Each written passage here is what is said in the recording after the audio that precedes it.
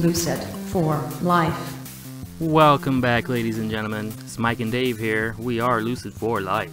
So let's just get right into it, folks. We have with us right now our first ever guest to the podcast. Remy is a student of biology and psychology at the University of Missouri in St. Louis. He's currently focusing on lucid dreaming research and also hosts a weekly lucid dreaming discussion group. He's a good friend of ours, so let's all welcome him to the podcast. So hello, Remy. Welcome. Hello. Glad to have you. Yeah, so I'm doing biology and psychology at University of Missouri St. Louis as an undergraduate right now. So early on in the game, and I'm doing lucid dreaming research, but so I don't really get to do as an undergraduate. I'm still kind of getting my basic stuff done. But I've had a couple opportunities to do sort of like a little side projects, and I've chosen to devote them to lucid dreaming stuff.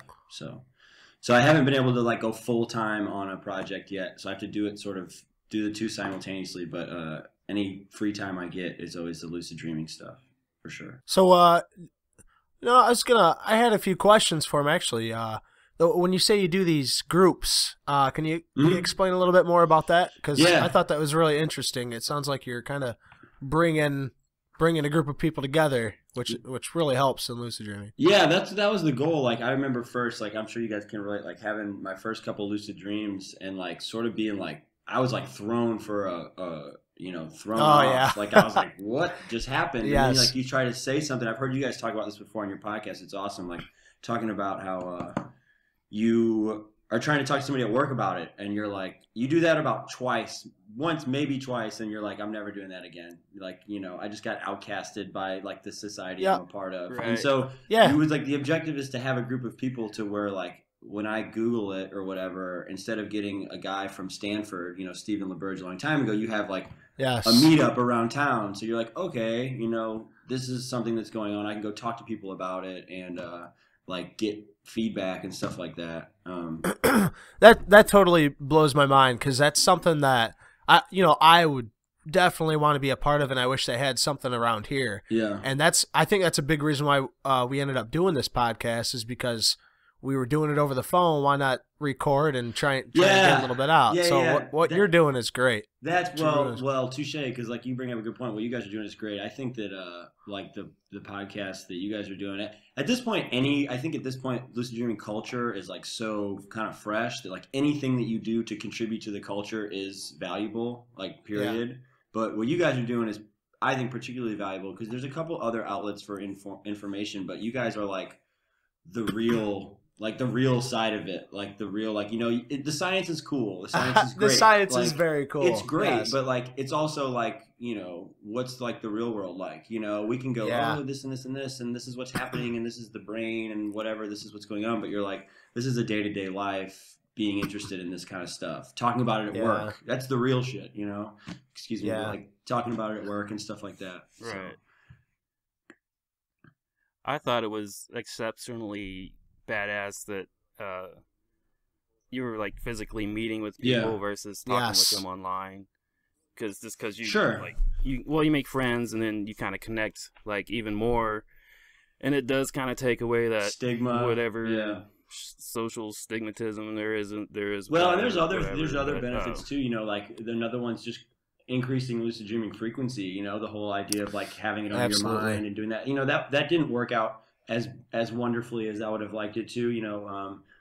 I think that you are talking about it more and it's more in your mind. That helps. But I think that there's a part of, and I've seen it. I've noticed it help initially, and I really don't have as many lucid dreams like randomly. Mine are always intentional. Like if I have a lucid dream, it's because I went down for it.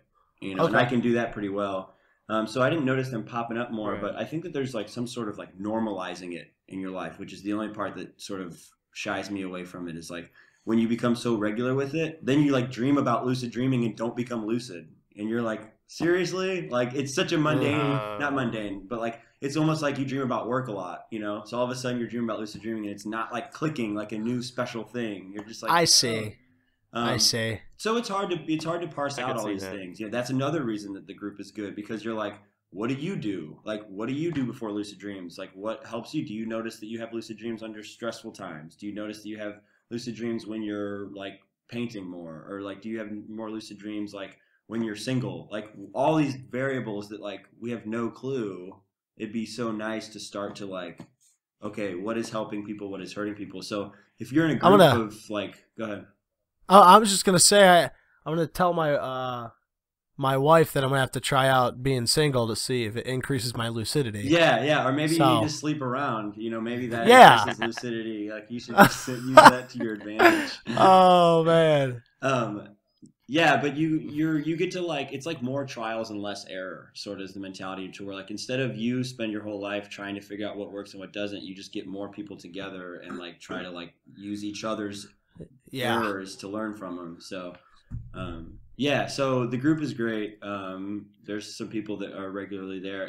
Everybody has like such a beautiful perspective too, because I have this one perspective, and then like, you know, somebody's an art teacher, or somebody's a linguist, and so to hear like a linguist talk about like dreams with a mind, you know, I don't even think that way like somebody that has studied language thinks, and so to have him contribute to a discussion about what lucid dreams are and what they mean to him and blah blah blah is like fascinating, you know, not being kind of boxed into one arena, you know, so. Yeah, that probably gives you like, just being able to talk to all those people probably gives you so many ideas. Oh, totally. Yeah, it helps me like all kind, like with experiment design even. Like they're like, you know, hearing what, because I'm like coming up with ideas of what people can do in lucid dreams, and yeah, everybody's like, well, what about this? Or I've tried that, and yeah, you get a lot of different ideas. A lot of different feedback. Yeah. I actually was fortunate enough to somehow Facebook post or something. I got someone that I work with pretty closely throughout the day that I got him excited about lucid dreaming, and we're talking about, you know, kind of being shy about it. He just started blabbing to everyone about lucid dreaming and is this a dream right now? Yeah. Got excited.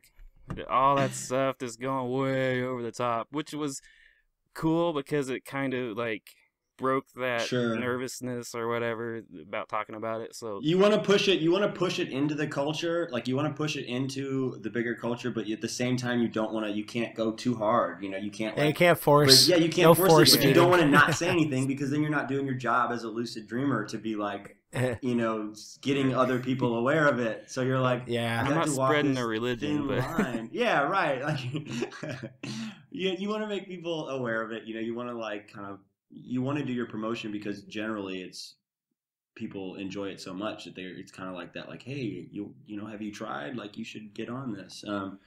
But yeah, it's a risky business, you know, but it, you know, there's another side of the coin, which is like you just blab about it, and if anybody's not into it, then, you know, they're not into it, and see you later, you know. So pretty much everyone in my area knows about lucid dreaming now, which is cool, but I was kind of like, dude, just chill a little bit. Plus, you know, it might not be a religion, but it sure is a cult. I'd have to say, I'm just kidding. I mean, I'm just kidding. It's kind of a subculture type of thing, I guess. I think so. I mean, what do you guys think in terms of like, is there some sort of time frame like where it's gonna expand more, or is it gonna stick as a subculture? Like, is it destined for that? Or?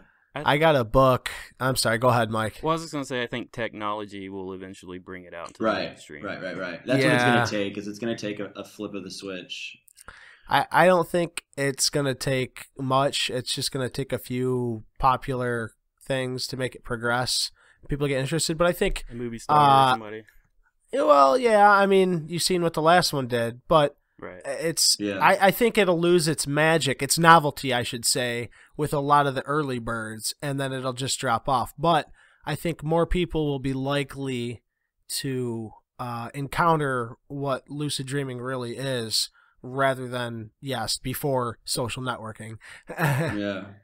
I mean, could you imagine, like, it's hard to think about, like, when somebody talks about lucid dreaming, like, do you remember, like, before you had a lucid dream, if somebody was like, you know, do reality checks and all this, it's kind of like, what? Like, even it doesn't make any sense, really. Like, it's like, you have to it has to happen for you to sort of, like, really do a reality check for real. Like, you can't really do a real one until you've realized that you could be somewhere else, and it can be just That's a good point.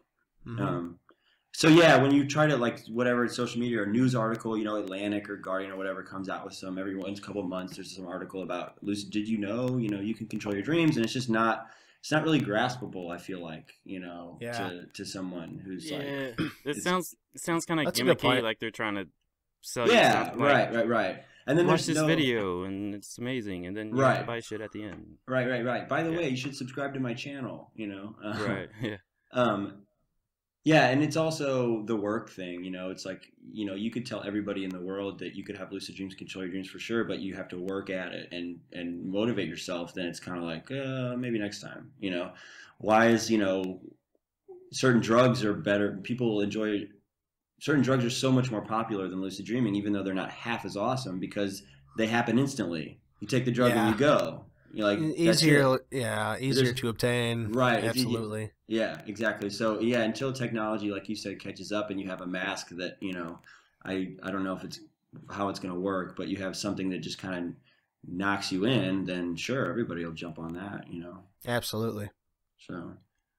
Well, I was wanting to ask you, Remy, how you actually first got into lucid dreaming. I know we probably talked about that before, but I think everyone would be interested in hearing that. Yeah. I never had nightmare issues really. So I know that's a lot of people's common way in.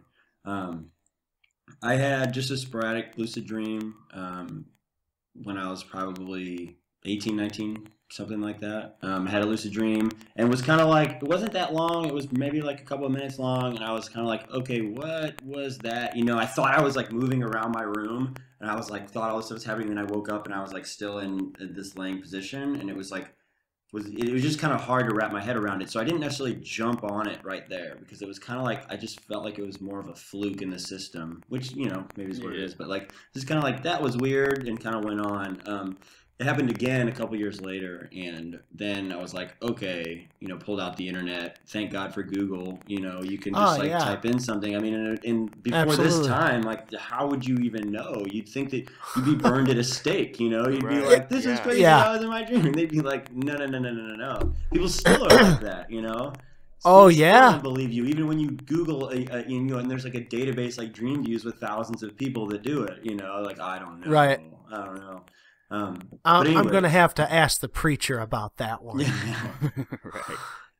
Yeah, that's another thing. Like, before the internet, all you had was books. So, what talked about lucid dreaming other than like cult books and astral projection books, and so a lot of people are like, ugh. You don't have an army behind you. You just have one person, and that's not much. Exactly. I wanted to bring up too, because you said if it was going to get any more popular.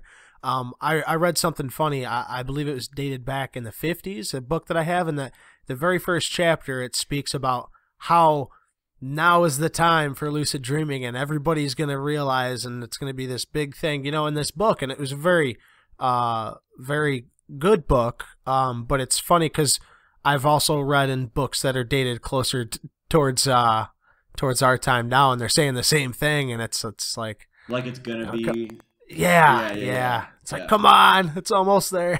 yeah And there's no way, I would feel like that when it was first kind of like verified scientifically in like 1981. It's like, it's hard if that was me and I had something like that, I'd be like, this is gonna be on the cover of like national news. This is huge. Right. You just communicated from a dream, to somebody out here. Like, as binary as it is, it's still like, it's still communication. And just to have that get sort of like, I don't want to say swept under the rug, but it definitely wasn't on the national news, Wow. Yeah. And so, absolutely. I'm sure that they were like, oh, this will catch on now that we've proved it. And now it's like, it's not necessarily. I'm actually devastated when I watch one of my favorite shows like Through the Wormhole, and they'll bring up something about the mind and all these cool things that the mind does, and you don't even have to think about it. And I'm like, okay, now's the part. Here comes lucid dreaming commercial. It's like, and it never comes on, and it's like, come on, I want to hear Morgan Freeman talk about it. Right. Yeah, even stuff like that, even like based Channel 9 shows. You're like, come on, like. Documentaries, like, why are they not doing this? Like, why is it not out there? So, Yeah, what I see is a lot of TV episodes, cartoons, even Doctor Who they'll have episodes that are like kind of dance around lucid dreaming. Right. But they never really like just say it, you know. Like, is it that fringy still? Like, can you still not, like, is it really that, you know, far out? I just don't feel like it's that far out, but it is to a lot of people, you know. It's definitely still what people in certain cultures would think is taboo, or at least taboo to talk about. Yeah. Wow. Even dreams alone, you know, it's awkward when you just talk about dreams at places, you know, let alone lucid dreaming. Yeah. Like, it's like when you bring up dreams, it's kind of like, ugh. I had a foot doctor of mine ask me, he goes, isn't that something girls do? He goes, are you into your horoscope too? And I said, oh my God. I said, no, it's nothing like that. I mean, there's scientific proof and evidence. The reason why I brought it up to you is because, you know, you're a doctor. Yeah, you're a doctor. You'd be able to assert your opinions a little bit better. You're probably the only person I know that talked about lucid dreaming with their foot doctor. Hey, that's listen, cool. I've read so many freaking books and shit about it. He's forced to hang out with you, so it's good. You pick something like that's got to be there no matter what. He was pushing this book on me, and so I pushed a book on him, and he asked what it was about. So that's how I got to talking about it to him. I'm a sneaky bastard. I'd be a good Jehovah's Witness. Yeah. Yeah, but so what was it? So I had that second lucid dream, and then really started to like Google it, look it up. How do I do this more often? If this is something that my brain can do, then I want it to do it all the time. You know, like let's do it more often. And so started to get pretty good at it. You know, started to get really like I said, always intentional stuff. You know, always lucid dreams when I tried. Now you're still 18, 19 at this time? No, good call. 22 maybe. Okay. Something like that. Yeah, around 22. Hell yeah. Mike, you're the old man in the house right now. Yep, that's me. I get my teeth next week. Oh, hell yeah. You're gonna have to let me borrow those. I still look like I'm in my 20s. What are you talking about? So shave the beard. Oh, all right, I didn't mean to interrupt you, Remy. So no, that's about it. I mean, that's really where that's the starting of it. You know, that's when I started. I mean, that's what even made me go back to the get my education. It was like, I mean, I was out of school for a while. Oh, that's cool. And once I seeing Stephen LaBerge's work, I mean, that guy cannot be. You cannot overstate the importance of that guy's work. I mean, I know, right? Like, yes. Even just as a figure, like his work, yes, hands down. But also just the fact that I mean, if you think that there's backlash now, which we do, like, imagine like what he was swimming through in a university setting, you know. So he had to just kind of fight through it, and now like there's such a body of work for everybody else to base their stuff on. Like, he didn't just do one little thing. Like, was just constantly churning out little models, even if they weren't full-on experiments, like just little models of like what you could do, you know, in a lucid dream, or what, you know, different possibilities and different experimental setups. And so when I saw that, and I'm like, okay, there is room in academia for this. Like, you know, there is, like, I want to know more about this. If I'm going to read books about this like every day, then why don't I get like a couple credits for it, you know? Yeah, and, that's a good point. And so, and then things just sort of spiraled up from there. Are those credits in psychology mostly, or what exactly are you taking to earn credits that you would deem responsible going towards lucid dreaming? It's a great question. None whatsoever. I knew it because I did a little digging, and it's hard to figure out. There's not even classes on dreams. I mean, you know. I know. Like, there's not even, you know. It's like a subsection of a subsection of a chapter. You know. It's right. Like, oh, by the way, people dream, and then they go on, and so. There are plenty of theories out there, and there are plenty of facts. They're just not really compiled into like, you know, general textbooks and stuff like that. And I mean, I'm sure there's universities that have these. I mean, this is just mine. Well, yeah, I've heard a few podcasts on like Berkeley doing podcasts. And they did a huge section, a huge chunk on it, and a lot of it was lucid dreaming, but never like you can't just go take college credit for it or whatever. Now they pop up once in a million years. You know, it's funny too. Like in in the context of this conversation, there was one class that had a little mention of it. It was a philosophy class, and it was like the powers of the mind or something. It was almost like a class that was designed like one of those Channel 9 shows that was like what you're talking about, you know, and it was like, did you know that we can do this? And it was, lucid dreaming was in there with in the midst of all this other like kind of garbly material, wishy-washy stuff. And like, so the psychology helps. It just helps to know, you know, just to learn how the brain is working in other ways and then just apply it to this. Absolutely. I find that the biology is just as helpful, you know, it's like, that's where I want it to be. I want the lucid dreaming to be there. So like when I'm there and I see the lucid dreaming in a philosophy course, which is great, but I want to, you know, hopefully at some point you do have a lucid dreaming course, or not a whole course, but maybe a part of a course that deals with this in a psychology or a biology environment. Okay. So nothing, but I did so much reading on it like while I was there. So I was just learning about the brain while I'm in school and still am, and I just read extracurricularly the lucid dreaming stuff. But reading the lucid dreaming science papers, I wouldn't understand them if I didn't, you know, learn what the other stuff that I'm learning up there. So I'm not, no credit for it, but I'm I'm being able to do certain projects like right now. I'm doing. That's awesome. Yeah. So, and certain projects, is this too early to bring up though? You guys did a study together. Right. Remy ran a study. Okay. I'm sorry. I mean, you can. I was just saying. Yeah. No, but I'm really excited to hear about. People that are following the show probably remember. I think it was back in August. I mentioned the lucid dreaming study that I took part of, and Remy's the guy that was doing the study. And thank you, Dream Views, by the way. Right, for hooking us up. Actually, somebody on Dream Views told me to go to your post because cool. It was in Missouri and they knew that. But so that's when I got to meet Remy, and we did the study. We hung out a little bit, became friends. So, I don't remember exactly how much I said about it. I think I was pretty vague. Yeah, I think so. So if you want to explain that to people. So the experiment is looking at your memory abilities during a lucid dream. So if you visit a location during your lucid dream, how accurate is it or inaccurate? So if I was to go to, people have dreams about their childhood homes all the time. When you go to your childhood home, how right is it? You know, right. Is the coffee pot where it was? You know, is the picture hanging on the wall? Is the doorway on the right side? And it's a lucid dreaming question because you can consciously kind of go to specific locations in your lucid dream. You can consciously sort of actively investigate something. This was, by the way, Daniel Love's book. Was called Are You Dreaming? Was sort of, there's a little side note in that book that sort of spurred off this idea. So this idea is totally inspired by that book, which is a great mix of sort of like kind of casual and denseness at the same time. So I definitely suggest it. But so lucid dreaming question, because you can actively investigate something.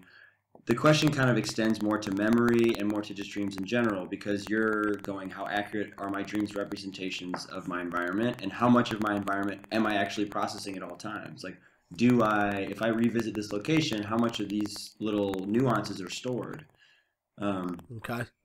So that's cool. Yeah. So what I did basically was bring people up to, so I had a couple mock rooms set up, and they would come into a room, and then they would take off all their clothes. Yeah, that was a separate experiment. Oh, okay. Sorry, that's the one I signed up for. Yeah. Okay. Go ahead. They would come in and evaluate the environment. They'd have limited time, like 90 seconds. They would come out, and after a little distraction task, I'd give them a questionnaire over the room. What was the color of such and such? You know, how many pens were in the cup? You know, things of that nature. And then your task is to go home, have a lucid dream, visit that same room, and complete the exact same questionnaire. Exact same. Okay. So does your score pre-lucid dream versus post-lucid dream, what's the difference? Do you improve? Do you get worse? Does that make sense? It does make sense. So okay. Your end result then would be numbers. It's all based on numbers, which is kind of the objective here. Like trying to make it a science experiment is that it's not. That was the hard part, sort of quantifying all of that. Okay, so each person's score is going to be different, clearly, Sure. on how many things that they recognized inside that room. So would you say based on like a higher score or a lower score, what you could have found from that person? Yeah, so everybody's score is going to be what I will just look at is an individual score before and after their lucid dream. So in your lucid dream, when you visited there, so I, visited the room, I thought that the clock read 5 o'clock. And so that's what I put. I visited in the lucid dream, and I see that the clock says 6:15. So did my lucid dream just give me the right answer? Because it's sort of like you're accessing sort of a scene. So it's a different kind of recall. Like instead of asking myself right now, what was the time, which is really difficult because there's all these other things going on, all this input, all this crazy stuff happening. I'm talking to you guys, all these things that make me not be able to focus on that question. If I'm in a lucid dream and I just am like, put the clock there, it's almost like a recall by representation because I'm putting the image in front of me and then just looking at it and going, what time does that clock say? Okay, 6:15. Is that right or wrong? Okay, that makes more sense. So I would just look at, if your score got better after the lucid dream, then that means you remembered some correct stuff. The thing that I was kind of maybe a little bit confused about was you're measuring your memory in a lucid dream, but the thing that happened for me was like I knew what I answered on the waking part, like my memory of the room, but then the dream version didn't match my memory of my waking part. And I'm going, that's wrong. I know that's wrong. That doesn't matter. Yeah. So I didn't know exactly how you would measure that part of it.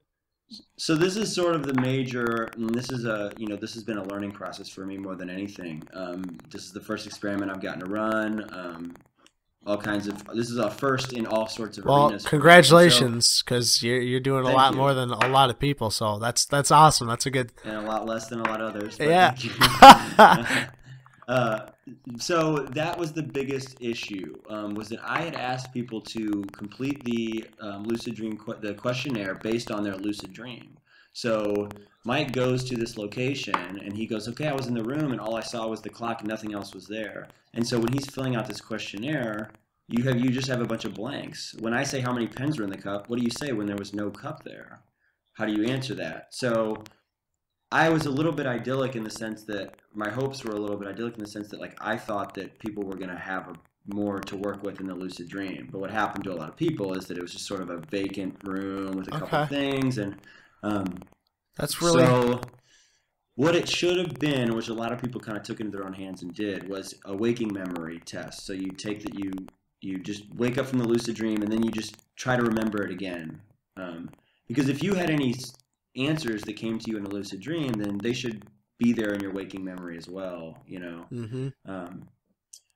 So yeah, you brought up an interesting point, like where I thought that people were going to wake up and then reflect on the lucid dream and like what was right, what was wrong, but it's a lucid dream, so you're in there and you're going, that's not supposed to be there, that is, that's not, okay, no, that's not right. I did this I kind of mocked myself in this experiment by going to my apartment and like looking around and seeing what was right and what was wrong. How accurate is my apartment? Because I had to pick a place that I could wake up and evaluate. I need to compare it to something. So I picked my apartment, but I didn't even need to wake up and evaluate it because I was just walking around in the lucid dream like, why is there a Mountain Dew bottle in my sink? That is not supposed to be there. Nice. And like, all this other stuff that is like not here or stuff that's here.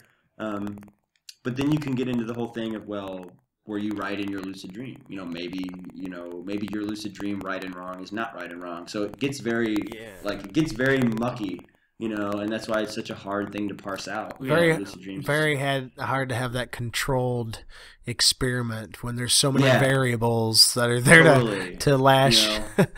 My experimental design is, it's full of different variables that I would have loved to control for, but the reality of it is that just like this research in this field is like, it's young. Yes. It's really young. And so you can't you just have to shoot in the dark sometimes. Like you just have to like go, take a shot in the dark. And assuming that these variables make minor differences, if you can find something out of, nothing and then continue to funnel it down from there. But like, what am I going to do? Not do a study because I can't, because I can't control for this one little thing? Like, no, I'm going to do it and see what comes out of it. And then like, I couldn't control for, methods of induction, like people are like, oh, can I use a supplement or can I do this during a nap? Or this is like, I just get there in a dream. Okay, just get there, right. And I will be happy. I was blown away how many people could even do it. I mean, yes. I got 23 participants in the area and 9 of them were able to visit this place in their dream, which I think is just amazing. That is amazing. It's just like,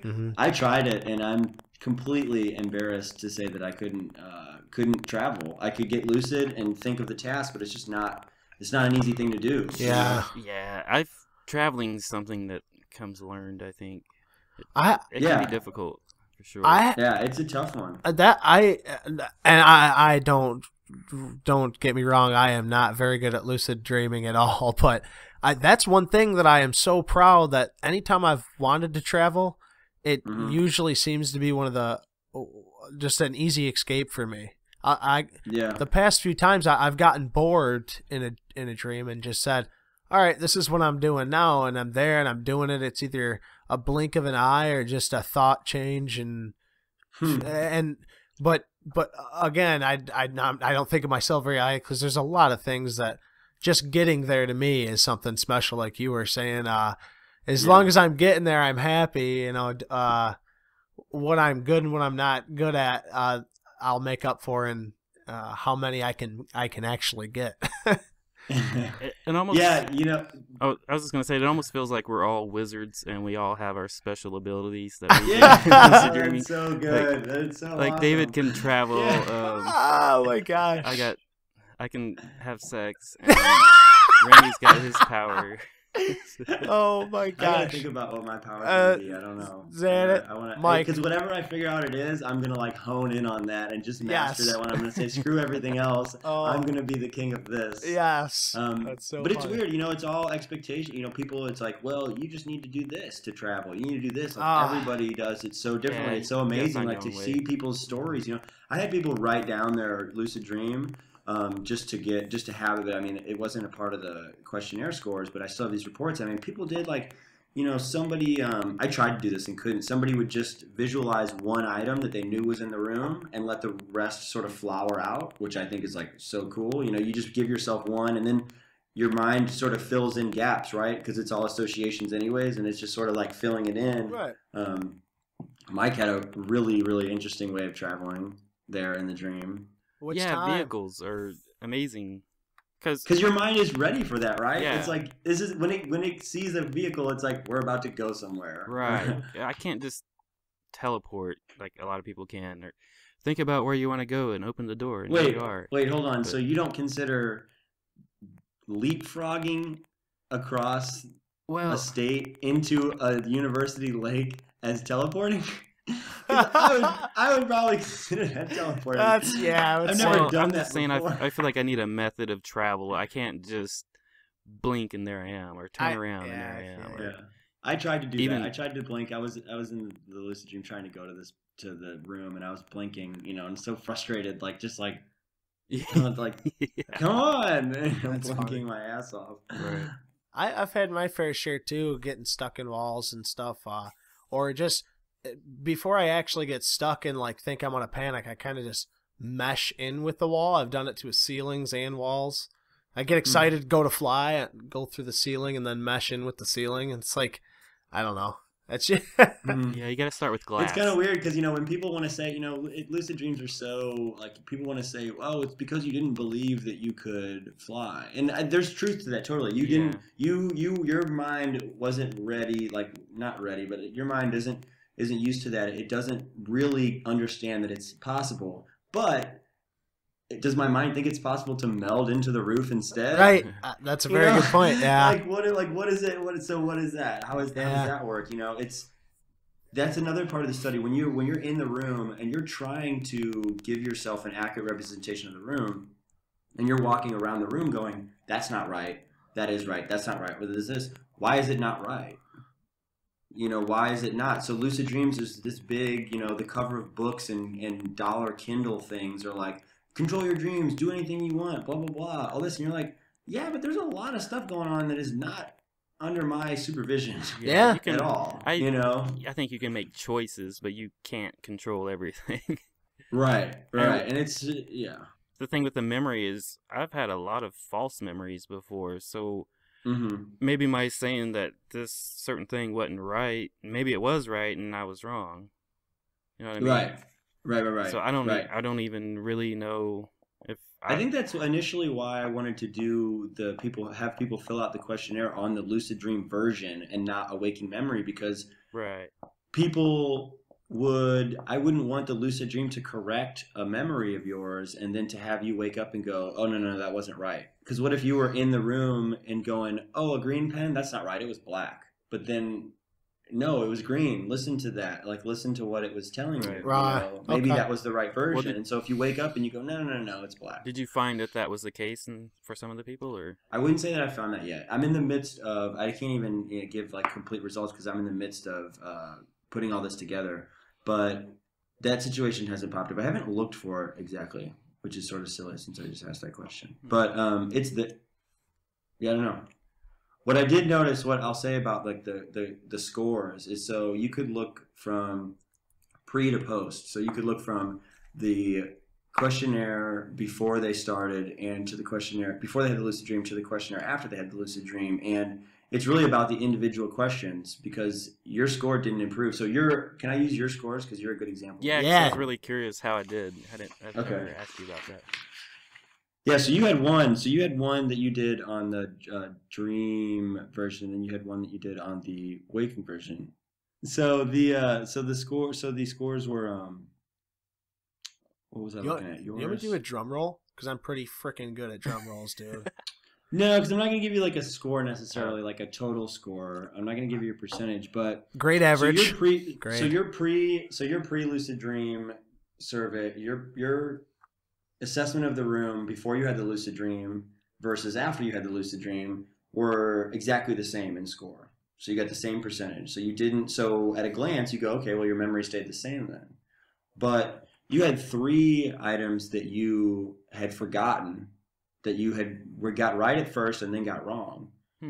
But you also had 3 items that you got wrong at first and then you got right. Oh, that's weird. So your score overall is neutral.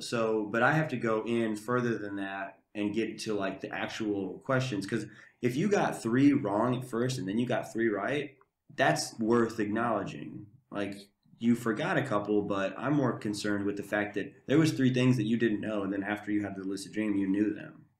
Oh. You know what I'm saying? Yeah, because I think I did guess on a few things initially. Well, you can also, but even some of the answers, and this is kind of the struggle that I'm having interpreting all this and how I want to go about it, because people also gave confidence ratings with each answer. And so some people would go from incorrect to correct with a really low, they weren't confident at all, they're totally guessing. Do I exclude that, or do I consider that still good because you got the right answer? Maybe it's a guess, but it's a much more educated guess than it was before, you know? Yeah. So how much of your lucid dream stuff is sort of seeping into what you know and what you don't know? Well, I think in a lot of the times, that's why a lot of your dreams are made up. There's so much sensory input just going for a walk. You're taking in more than you're accepting, you know. Yeah. So with that much sensory input, there's going to be so much more, you know. If you sit around the house all day and don't do anything, your lucid dreams aren't going to be, I imagine, as fantastic as if you went sledding and then come back and started dreaming about that. So yeah, totally. I'm sure you can accept a lot more information just by being in a room. You're going to leave with more information than before you went into that room, and that just makes sense, you know? Yeah. So whether that seeps into a lucid dream or not, that obviously it hasn't been proven yet, but that's pretty cool.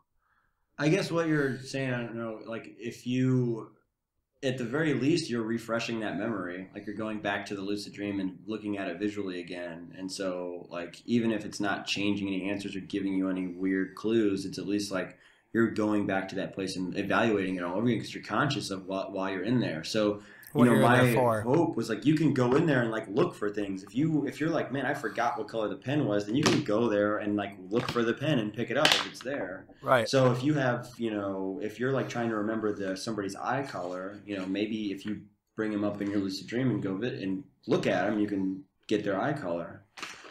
Right. And I was curious, did you mention the blue room? Because I didn't. I was wondering how close I was with my dream version of the blue room. That was blue room that I gave you. Oh, the red room then.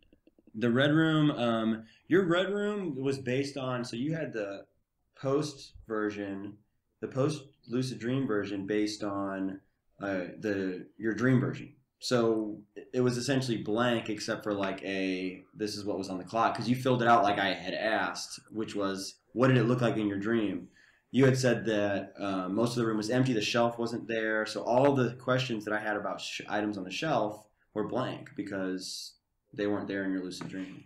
Does that make sense? Yeah, but do you recall my dream version of the blue room? I was trying to be funny. It didn't work. It was totally... Because that You're was always room robbed, Mike. You didn't... Sorry. I didn't know that I was going to be tested on that. Yeah. Yeah. I totally guessed on all my answers, and then my dream version was some other world that was nothing like that room. Right. So I had people in two different rooms. One room was an intentional room, and one room they were intentionally evaluating it, which is what they all came up there. They all came up there to see this room, this red room, where they were intentionally evaluating the surroundings. They also sat for the same amount of time in a room that we called the blue room that was incidental encoding. So you're not intentionally evaluating it. How much would I ask you if you remembered about a room when you just left? You just came out of a room and I go, oh, what was in there? Yeah. And you're like, I wasn't looking around. And it's crap. Like, I don't care what was in there. So that's an interesting question in terms of lucid dreams, because it's going, okay, how much did you actually process? How much of this information is actually in your brain? And the brain's not a tape recorder. You know, that's an old mindset. So there's plenty of evidence against that you would have anything stored. But lucid dreaming is just like, lucid dreaming is not good for just research on lucid dreaming. It's good for research in all kinds of other areas, like memory research, you know, like that's memory research. How much are you, attention research, how much are you actually paying attention to? How much are you processing? How much are you encoding? You know, like it's totally a playground for experimental design, like completely. I think there's something to be said, though. My version of the blue room kind of had elements of like the restaurant we went to and maybe some things we talked about and stuff. So I thought that was interesting too. I think that's incredibly interesting. That's the other aspect of another little sub aspect of the study. Was all of the stimuli, there was 8 stimuli in each room that you were questioned over. Half of those were what we deemed as evolutionary relevant. So they had to do with food, danger, sex, something else. Yeah. I like sex. So emotional, social relationships. So the idea would be that like your dreams are sort of made up of emotional material, very vaguely made up of sort of like your brain's going to process. We know that your brain pays much more attention to things like a snake, you know, in the grass. It just automatically is like evolutionary driven to that sort of item.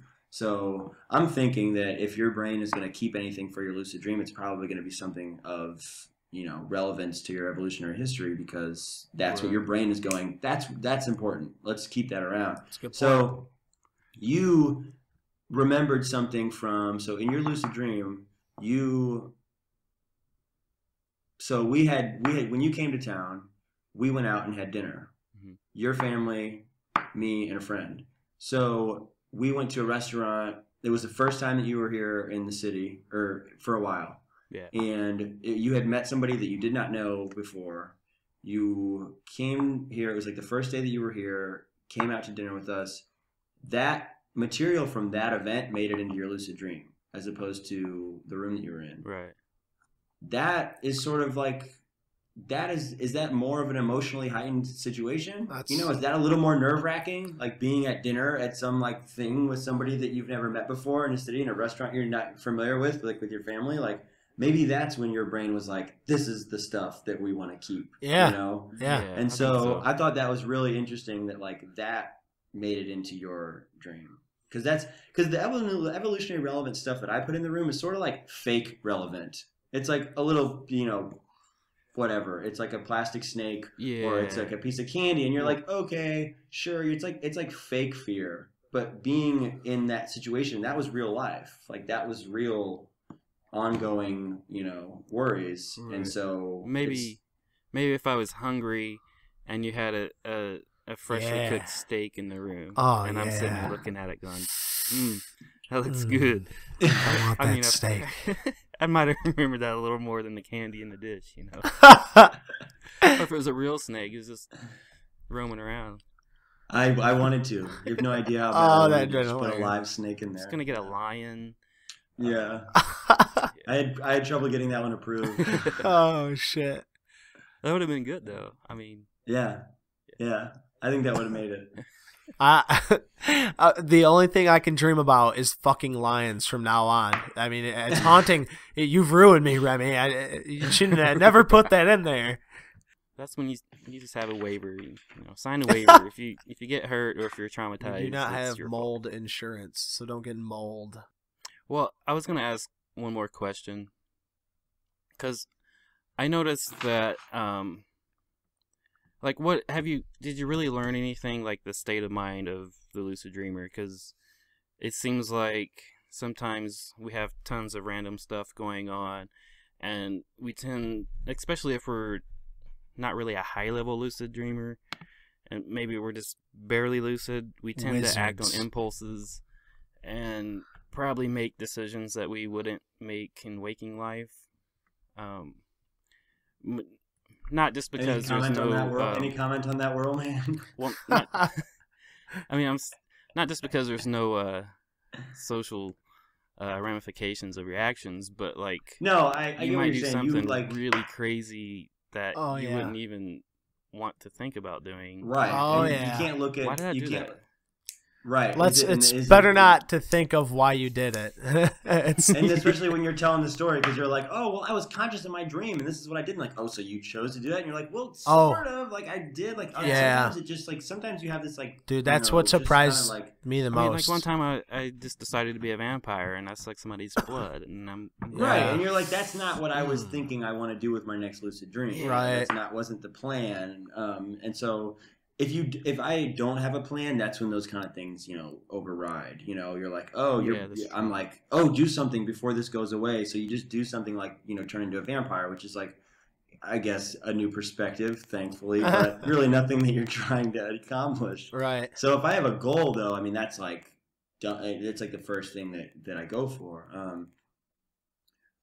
I think that in terms of that, like, that's like levels of lucidity. Lucidity is obviously not an on or off thing. I like the idea of levels. I like that idea. Yeah.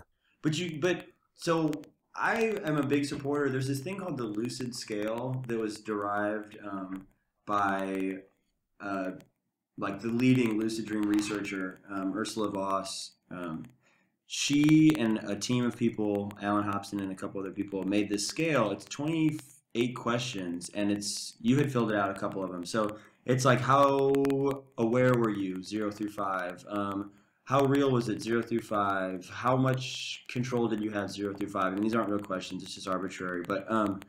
But I used those people's scores for their dreams. So some people would say, oh yeah, I went there, I was semi-lucid, or I was totally lucid, or I was kind of, And so I'm like, well, what is the difference here? Having that scale for each people's dream is really what's going to be interesting. It's going to go, okay, the people that claimed themselves as fully lucid, what was their score? The people that said they were semi-lucid, I like that. What was their score? Because then I think that this is a great step forward for all of this field, because something like dream views or something like that, where you have people reporting what they did and all this, it's like fill these scales out for a lucid dream, and then compare what, like, when I took galantamine versus when I didn't. What that's a way, other than like kind of lucid and really lucid, is a way for you to look at it and with some numbers and go, okay, my nap lucid dreams, how lucid were those? When you snorted galantamine, did you get a lot of lucid dreams? I assume he's talking to you. No, Remy, when you were snorting that galantamine, did you get a lot of lucid dreams? Or you know what's funny about what happens when you snort galantamine? You lose all recall. So there's just no. All right, there's no way for me to tell. So you wouldn't say to do that? I blacked out for close to a week. And, yeah, that's sweet. Yeah. So you wouldn't recommend doing that? I would not recommend snorting galantamine. Okay, no. Cool. All right, cool. My bad. But I think that scale should be implemented. Like, I use it for my lucid dreams now. I started, like, if I have a lucid dream, I have one of those bedside to write down, how it was. So in my dream journal or whatever it is, I have that associated with each lucid. And once I accumulate enough of them, a good amount, I can start to look for patterns, and I can start to look for, like, okay, what gave me a real lucid and things like that. Yeah. Because I think that some people's semi-lucid is another person's full lucid. That's what I was just going to bring up, because I know, just to me, it's how I feel, how awake and alert I am. It's not so much about my vision or what's going on around me, really, whether it's blurry or not, my surroundings. As long as I'm aware and alert, I know that I'm fully lucid as long as I've questioned my reality and obviously know that I'm sleeping for that moment in time. As long as I don't feel tired in my lucid dream, I guess I could say, and I've made that realization. So if you're fully aware of your dream but you're sort of tired, you don't consider it No, a lucid? I will consider it a lucid, but that's when I would consider a low level lucid. Because I don't feel like getting up out of the bed, and sometimes I just want to, like, wake up for some reason and then go back to sleep. It's so weird. I've had so many times where I'm just so tired and I just have to fight that. And a lot of times, are these like lucids that you come into, like, sort of wilds where you come in from waking, or are these like where you're dreaming and you're in deep sleep and then you pop up into a lucid? Yeah, that's yeah, I don't wild. I've never been very good at it. I may have had one or two, but I'm no good at getting wild. Do you, and I'm just curious, I asked this to a lot of people because I thought this was all lucids, but are you aware of your, like, the location of your physical body? Are you like, I'm in my bed right now? Yeah, absolutely. Yeah. Okay. What about you, Mike? I think that's the difference between a low-level lucid and a high-level lucid. Because for me, a low-level lucid, that's a good. I'm not quite as aware of my physical location, and I'll be more immersed in the storyline of the dream. Yeah. And that's actually when a lot more dream control happens and a lot of wild and crazy stuff happens. But when I'm the highest level lucid I've ever been, the whole time I'm thinking I'm actually lying in the bed right now. Yeah. Oh, okay. Yeah. And I see dream control's a little bit more wonky and more difficult. That's a cool way to rate it. And I'm like more on the edge of waking up too. It's kind of weird. So you were talking about the scale then that we kind of broke off into. Is that in a book, or did you find this on a? It's a science article, so it was published in a science journal, but it's like, I've made a PDF version of my own. I just took the scale out of the back of the article. It's like a 10 or 12 page article. It's all statistics. It's all about how they did the evaluation. It's very, very, it's all data analysis stuff that it's like muddy waters. But if you read the conclusion section and kind of get a grip of what their motives were, and you would just pull it out. Theoretically, you could pull out the scale, 1-page document, post it somewhere, and you just have people, either fill it out electronically or print out some copies. I print out copies and use them. Because then I could go, your semi-lucid and your lucid dreams, if they have the same average score, then I'm going, okay, you guys, that's the same thing here. So one of you's not giving yourself enough credit, or one of you's giving yourself way too much credit. Yeah. So I just think that would help in terms of, like, the research that's coming out, because people go, yeah, I was lucid, or no, I wasn't, or kind of, and then you can start to really, like, parse out how, and that's what their goal is. It's like, how aware of the dream are you? How conscious are you, during these dreams? And in terms of like the science behind it, we don't want to just start taking everybody's word for it. We want to go, okay, like what, where were you at? So, right. So yeah, I don't know. I think that's a cool kind of future direction for the field. They found one really little side note that came out of their that study was that the questions were kind of parsed into like control or memory. One of them was realism. The lucid dreamers versus the non-lucid dream reports were the same in realism, which is really interesting because everybody thinks, oh, I realized I was dreaming because there was a bat, playing soccer. And you're like, okay, so it was bizarre as hell and you realized that you were in a dream. But there's other times where you've seen the bat playing soccer and nothing, it's a typical dream. So it kind of says that no, it's not just what your dream content is. It's just where you are chemically or however else it's going to work. Right? You know what I'm saying? Yeah, well, I don't know. There's so much going on. It's hard to pinpoint exactly what the cause of what is. So, yeah. Right, but it's not saying what the cause is at all. It's just saying that it's not, I've heard people say, well, I realized I was dreaming because, there was a plane, flying through a mountain or something. But I've also heard people say, well, I realized I was dreaming because I looked out the window. Like, that's not bizarre. It's just like you had to be somewhere in your, you had to be in a state where you could recognize it. It's not as much the content. It's very easy to go, yeah, well, I had one where like I was eating dinner with my dead grandfather. So I'm like, oh, I realized I was dreaming because he's not alive. Yeah. Well, but sometimes you can also have those dreams where you don't ever realize it the whole time. Yeah. So it just depends on how much, all kinds of other variables that we don't know about. Sometimes the most bizarre thing you accept as normal, and then the most subtle thing you go, oh wait, this might be a dream. Mm-hmm. And I think a lot of times for me, it's just, I remember that I was just trying to get lucid, and now I'm in this place and something seems a little bit off. I think it's just kind of a memory thing that kicks in, I think. So what usually, if you have all... Worldman, if you have all dream-initiated lucid dreams, what is it that's usually triggering it for you? Like, what's making you aware of the situation? It's always reality checks, or I just know. I always...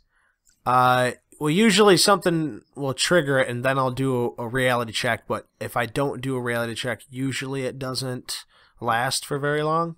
But it's usually always me remembering to look at my hand for whatever reason, and then from there it's branched off to those moments. Obviously, something I see, then I do a reality check, and I've been really trying to do the nose plug a lot more because it's a hell of a lot safer than your hand check. But that's my favorite. Yeah, I've never used that one. I tried for a couple of days or something, but I just never clicked on it. I did the watch. The watch was the first thing that I got. That's cool. It was a big one for me. Well, I know we're going a little longer than usual, but do you want to make time to tell us about your first lucid dream? Do we want to do that, or me? Yeah, because I'm always curious about people's first lucid dream. I think it's like it's kind of a life-changing moment, I think. Yeah, and like I would go, the first one that I had that was sort of like a fluke, I don't remember much of it. I consider it a lucid, but I guess like, semi or something like that. So the one that really was the game changer was that second one I had a couple years later, and it was, I was laying down, going to sleep, and with headphones on. I was listening to a piano piece, and I all of a sudden heard this piano piece. It was Chopin's Nocturnes, and it was like this piece was playing in my dream. And so I'm listening to this piece, and I'm going, okay, wait a second. I'm in my bed right now with headphones on. I'm sitting in the dream, becoming aware of it, going, all right, I'm in my bed with headphones on, listening to this music. So this is a dream. And I was falling through. So you were literally listening to your headphones in your bed, or? Right, I'm literally listening to headphones in my bed, and then I'm in the dream. I'm like, oh, this is the music that I just put on and fell asleep to. It was a nap, so I just went straight into it, and I was like, okay, then I'm totally a proponent of like audio cues, and I hope I hope that we keep going with that sort of investigation. Everybody wants to do light stimulation, and yeah, it's great, and it's proved to be effective somewhat, but so yeah, I'm listening to it, I'm realizing it, I'm falling through. I didn't have a lot of control in this situation. I was falling through a building. It was sort of like a house setup, and it was just layered of floors. And I'm falling down, going through the floor, sort of looking around as like a living room setup. And the music's playing, and I just kept falling through these floors. Like there was, I don't even know how many there was. I mean, it was over 15 or something like that. I just kept going through and looking at different scenes in each room. It was much more like musical based. Like the fact that I was hearing this music, the music was like really extravagant and like, yeah. So there was no control over the thing. It was just a sort of like me in awe of what was happening. It was me just kind of like gliding down these floors and just like every time I was like, maybe I'm not in a dream, and then I'd fall through the floor, and I was like, okay, yeah, a little reminder, yeah, definitely not really happening, and it was just kind of me pondering on what was even going on, as I continued to fall through the floors and listen to the music. So that's very cool. So definitely, wake up and you're like, okay, this is something that I want to get a grasp on. Yeah, I always hear rap music in my dreams, man. It's crazy. Yeah. It seriously amazes me how well it sounds in my dreams too, Yeah. So when you say you're falling and you're hearing this beautiful piece, in my head it sounds like classical, the way you're, falling through the... Yeah. It was the Chopin piano. Yeah. See, and it's very cool. I mean, it's amazing to recall how well something sounded in a dream, Yeah. I was a musician for a long time, so a little biased opinion there. Oh yeah. What do you got? What do you play? Piano. Piano, very nice. Yeah. Beautiful instrument. Yeah, I think I had a lot more lucid dreams when I was playing piano a lot more often, and I think that there's something to be said about like, the amount of the different mindset while you're working on some creative pieces or something like that, versus like having that sort of and then jumping into science and having the magic sucked out of everything and having that's very cool. Dreams. Do you ever dream about an original piece of music and then try to remember that and play it later? Do I ever try? Yes. And I have a couple times. Nothing. I don't have anything, recorded or written to show for it. But that was one of my first. I was a musician, when I was having these first lucid dreams. And yeah, I was like, I need to just bring the music up. Just let my mind create something in a lucid dream and wake up and record it. There was one time that I pulled it off. It was a difficult thing for me to just have music start playing. It's kind of like the blinking and traveling thing. You're just like, okay, music, go. All right, now start. Yeah. So eventually it did happen, but it was so extravagant and so like my musical abilities were not up to a level where I could like wake up and go, okay, and transcribe what I had just heard. I was just like, I just had to appreciate what had happened. I couldn't, I could have taken a little line from it, but it was kind of, I just wasn't in a position to be able to do it really. I mean, there's a lot of stuff going on. It's hard to remember all that stuff. Yeah. So, yeah. What about you, Mike? Have we shared our first? We've shared our first before, I'm sure. Oh, yeah, we have. Okay, cool. I will say, this is kind of related, but I wanted to interject with it. Like, the Xanus Dream Journal on Dreamviews, I think anybody's crazy if they haven't flipped through that thing, because it is full of, like, if anybody wants to get a grip on, like, what people are capable of, what you can do, the kind of things you can investigate, like, just flip through it. Like, flip through it and just randomly pick something out, and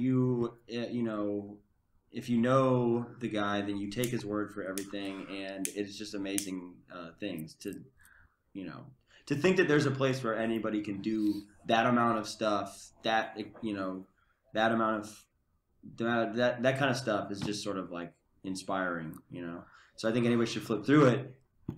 And not to mention that it's like super structured, which makes it really easy because a lot of people's are a mess. And it's like you see the color changes, which is really, organizing a journal is like much more easier said than done. But like being able to look through those, like all of a sudden the font color changes and you're like, I'm lucid, and you're like, oh, that's awesome. Yeah, I didn't do that in the beginning, but yeah. No, but you know, you refine anything, and like you can tell in your later entries that the process has been refined. Yeah, you know, has been like has gotten down to where, you know, you should be writing a book on it. Yeah, these like exactly. These subjective experiences are really important for like the science now. Everybody's like the subjectivity of it. You know, it's got to be objective, but we have to base our research on something.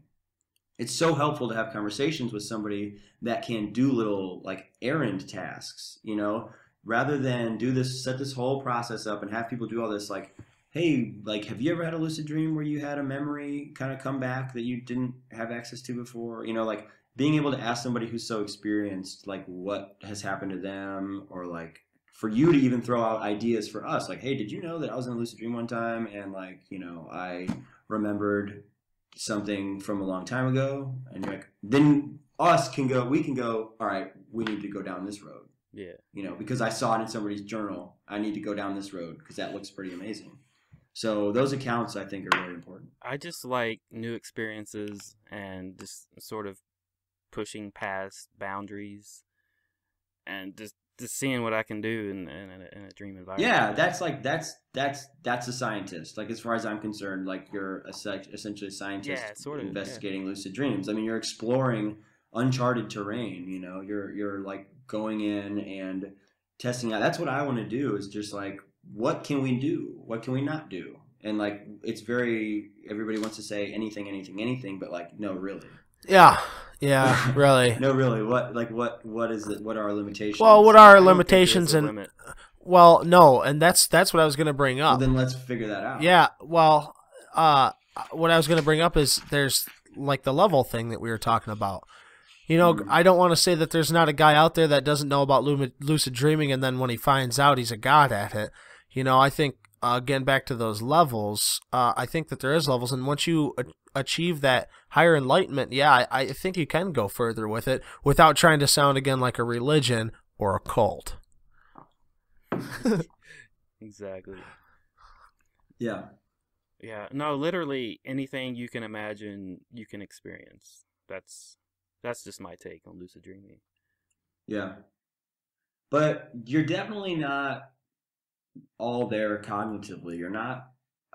I shouldn't say that. And the only way that I can speak of is from my own experiences, which are far less than everyone else's. But if, you know, with the basic layout that we have now, which is like your prefrontal cortex, which is all your reasoning and all your human and all your cognitive functions, not your cognitive functions, but all your, you know, logic and stuff. It's like if that's ramped up while you're awake, then you go dream and it goes all the way down.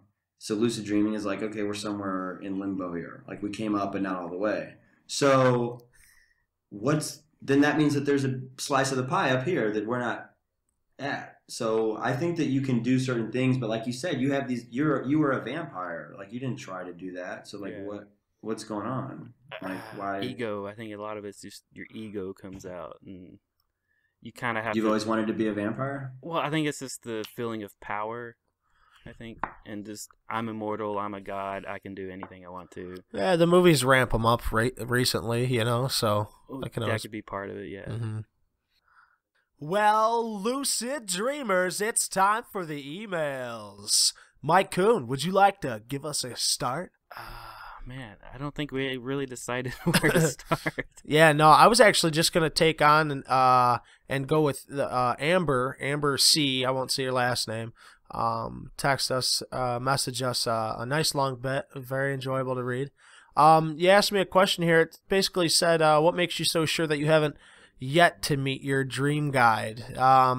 We did that episode quite a ways back, so I don't remember exactly what was said, but I can say that I always thought it would just be fun to find something that I typically in my mind thought was my dream character.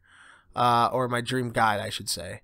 And from there, ask it questions. Now, since then, I have asked unrelated, what people I would not consider my dream guide, questions, and I've gotten horrible responses because I usually steer clear of talking with my surroundings because they used to never give me anything, so now I'm trying to peer back into it and figure out exactly what a person represents in my dream.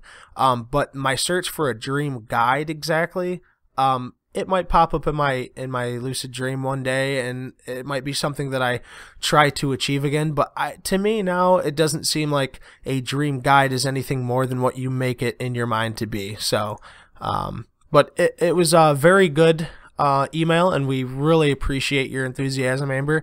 Thank you very much. Yeah, and by the way, at the bottom it says, P.S. If you do mention me in a podcast, I would totally love a shout out, but please refer to me as Bambriel. Bambriel, yeah. We'll do a voiceover. Bambriel. Okay. It'll sound awkward. That's awesome. No, she actually gave us a pretty good idea to do an episode on dream guides, which I'm kind of like you. I really don't have much experience with that, and it's something to investigate for sure. But I don't really understand. It's some part of the subconscious that's saying, "Hey, lucid dreaming," but I mean, I don't know. What is it saying? Wait, what is it saying? It's saying lucid dreaming. No, it had a different voice than that, I think. Oh, lucid dreaming, yeah. Make the whole room uncomfortable. Oh shit. Yeah, not repeat. Remy, do you have any thoughts about dream guides or? I never had that. I wish I had somebody hold my hand in a dream and tell me that it was a dream. It's awesome. It's rare. It's really rare for me. Yeah, I've never had that. Never had that happen. I wonder if I was to pick a guide out, who it would be. But I don't have much input. Yeah. I know I mentioned it before, but like the first time I really experienced that was a guy that was kind of mentoring me with Wild. On Dream Views, he does the Wild class, and he kind of showed up as like this wizard figure and sort of talked me into becoming lucid. It's actually pretty cool, but yeah, it's just been really rare. I don't really. I'll just have to look into it further. You think it's an expectation thing, or do you think there's like actually like you have a part of you that's like trying to tell yourself something, and that's the way that it does it? I used to think that my subconscious hates me and never wants me to get lucid ever, but I don't think that's true so much. I just think I don't know. I think it will work with you given the right conditions. But I don't know. Is it correct to think of the subconscious as a whole other entity in your mind, or that's just beyond my level of expertise? I really don't understand that at all. So. Yeah, I don't have a good answer for it. I don't know that there is a good answer for it. It's sort of a shady question as it is. Maybe nobody really knows that. But. Yeah. You get into a whole thing with that. Yeah, that could be. I can't really speak on. Yeah, that's definitely a whole nother show. Maybe beyond our scope of knowledge. I want to give speak from experience, but I want to give a big shout out to Jake. He's one of our younger listeners, and he's very enthusiastic and has a vast amount of knowledge about lucid dreaming. And I just wanted to tell him to keep on keeping on, keep getting them lucid dreams, baby, and don't give up on that, Jake. So we appreciate your enthusiasm and your emailing. Yeah, he really wanted to be a guest on the show. I don't know. I have to say, you guys, if you're interested, we just ask that you're over 18. Just to keep us safe, to keep you safe, and there's no weirdness, because we don't usually have a filter, and erections. We kept it pretty tame this time. Yeah, only trying to be all sciencey, but yeah. I just pushed up my glasses. But yeah, thanks for the offer, dude. I felt really bad saying no, but it's so cool though getting an email from him, because it just shows the enthusiasm in the younger crowd, and it's just keep it up, that's awesome, man. Right on. We've received several emails over the past few months. Just want to thank all of y'all for your ideas and suggestions. Just keep them coming. We appreciate it. I haven't cleared this with Mike yet, but we're going to be doing like a lucid dreaming type character skit from time to time, and he's going to approve of it. I just got to talk him into it, but yeah. Is this you talking him into it right now? We're going to do it next episode, dude. We're doing a lucid dreaming skit. I want to make a movie. Let me get real drunk and we'll do it. Yeah! I'll do anything. Oh, I know that. Okay. Shit. All right, guys. I think we've gone. Remy, thank you so much for coming on the show with us, dude. Thank you. That's awesome, man. Yeah, man. It's an honor. We really love what you're doing. Thank you for me, too. I love what you guys are doing. Like I said, this is having this sort of having updates from you guys and hearing from experienced lucid dreamers who are really in the thick of it, as opposed to people that are just sort of not on the outside, but on the outside looking in. You guys are on the inside sort of speaking out, and so it's a really valuable source of information, hands down. Yeah, I just wish we were as sciencey and as smart as you are. But no, you don't. No, you don't at all. I mean, we just kind of go from experience or whatever. But yeah, that's that is just as valuable, if not more. I feel like that's who's actually doing it. If it wasn't for lucid dreamers and you guys getting people interested and you guys people that are actually working on it, the designs for the experiments are useless. They're worthless if people can't. We can't give people a mask to make them lucid dream. We've tried, and it's just not. They just don't. It just doesn't pan out. So, not only that, but just the inside. I consider your guys as when you go through an experience that you had in a lucid dream. That to me is like a valuable source of info to use in my thinking, as opposed to in addition to whatever science paper I just read. It's also just as useful to have you guys as in your reports of what actually went down in a lucid dream. Hey, Remy, do you have anything that you want to maybe tell our listeners as wise of if there's any way you want them to get a hold of you, if you have an email, website, or anything that... Well, you guys have really...